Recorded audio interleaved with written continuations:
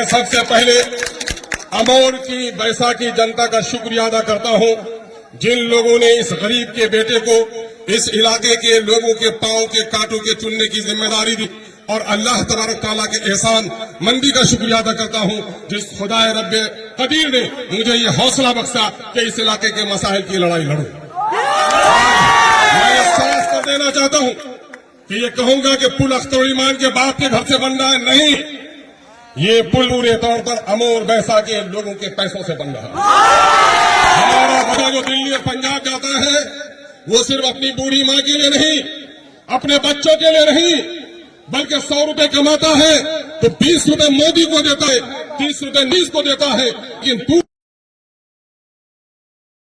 दिल्ली और पटने में बैठे हुए बेईमानों ने हमारे साथ नाइंसाफी की। उस नाइंसाफी एमआईएम कभी नहीं कहती मुझे मंत्री बना दो, एमआईएम कभी नहीं कहते मुझे संतरी बना दो, एमआईएम कहती है गरीबों को इंसाफ दिला दो। आज वो इंसाफ की लड़ाई के लिए आए।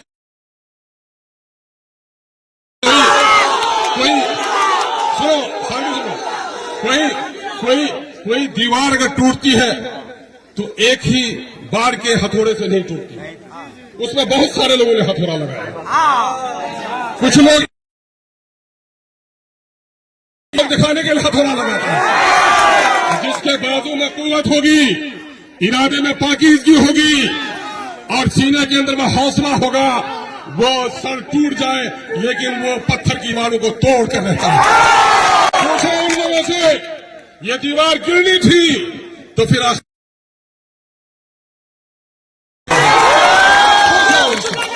सवाल होगा, सारे लोग जितने कोशिश की है, कोशिश कागज में लिखा हुआ है,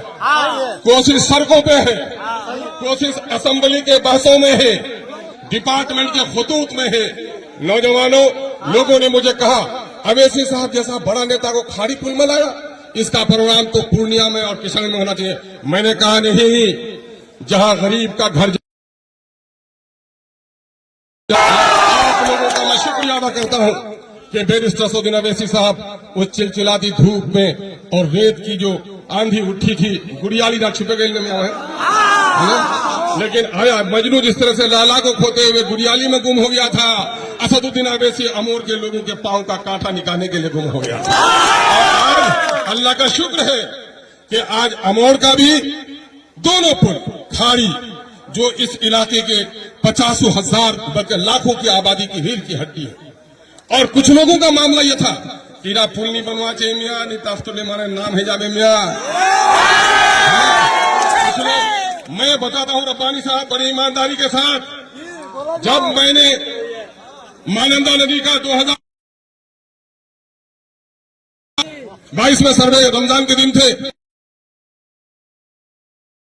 अभयपुर भी हुए, है ना,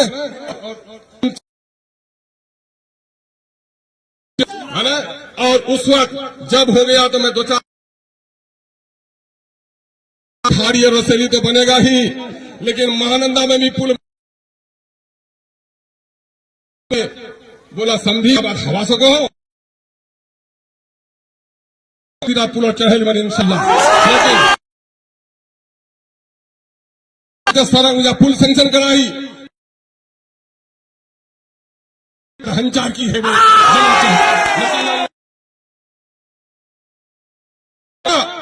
इलाके के हर नेता सीना पर साफ से कहता हूं कि खाड़ियों में से हम ये नहीं कहेंगे कि हमारे एमपी साहब का टेरागाज भी है, दिगलबाग भी है, ठाकुरगंज भी है, पोठिया भी है, किशनगंज भी है, कोचानमन भी है, बासी भी है, डगरवा भी है, लेकिन और लोगों की कोशिश से मैं इनकार नहीं कर सकता। लेकिन इस आपके खादिम ने जो कोशिश की है को गवाह है।